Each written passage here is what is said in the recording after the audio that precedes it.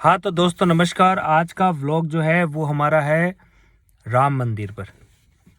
राम मंदिर जो है वो इस देश की आस्था से जुड़ा हुआ है। हमारे देश में एक बहुत पुरानी अ, एक तरीके से एक स्टोरी है हमारे देश की। देश में दो स्टोरीज बहुत फेमस हैं, एक रामायण की और एक महाभारत की। लेकिन दोनों स्टोरी नहीं है, दोनों रियलिटी पे बेस्ड हैं और उसके बाद अलग अलग तरीके से उनका इंटरप्रिटेशन हुआ है।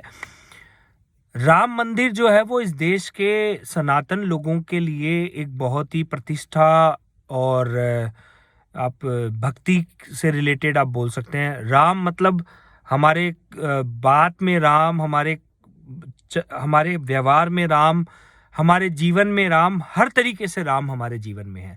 अगर आप किसी भी गांव में आज भी जाएंगे तो वहां से जब गुजरेंगे तो लोग आपसे राम राम करके आपसे वार्तालाप आपसे शुरू करेंगे। और अगर आपके जीवन में कुछ ऐसा हो गया जो सडनली कुछ हो गया, अच्छा या बुरा, तो आप बोलेंगे अरे हे राम, अरे राम। अरे राम मतलब हमारी मारवाड़ी में ये एक वर्ड है, अरे राम। अरे राम मतलब हे राम। उसके बाद में राम ने जीवन को सफर किया। सफरिंग थी उनके जीवन में, लेकिन सफरिंग के साथ में किस तरीके से उन्होंने सदाचार और शिष्टाचार के साथ अपने जीवन को जिया, ये राम था।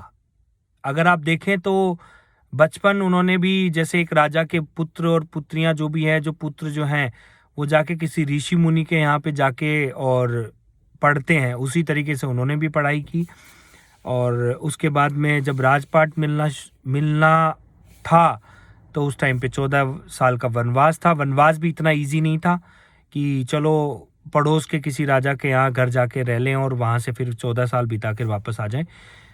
जंगल में चले गए। अब उनके छोटे भाई उनके साथ गए, साथ में उनकी जो वाइफ थी सीता माता वो भी थी।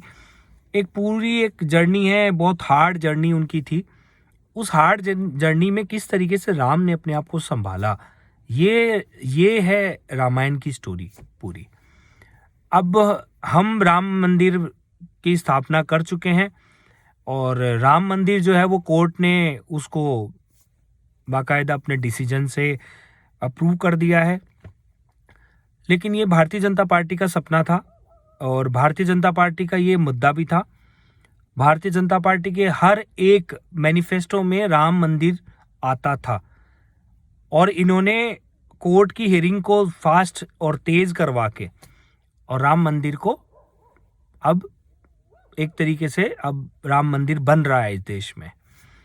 टूरिज्म के हिसाब से अगर मैं देखूं तो दुनिया का सबसे बड़ा आने वाला एक स्पेस, एक जगह होगा अयोध्या धाम। अयोध्या का नाम अब अयोध्या धाम हो गया है और वहाँ का एक एयरपोर्ट बन चुका है। वहाँ पर एक रेलवे स्टेशन, बहुत अच्छी उत्तम क्वालिटी का रेलवे स्टेशन बन चुका है। इसके साथ में बहुत कुछ होने जाएगा।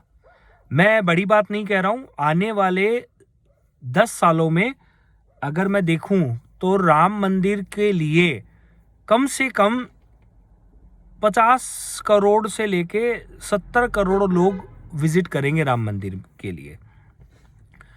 50 करोड़ लोगों के लिए रहने की व्यवस्था, खाने की व्यवस्था, उसके बाद जब वो आएंगे तो उनका पेट्रोल, उनके लिए होटल्स, प्रसाद, कपड़े।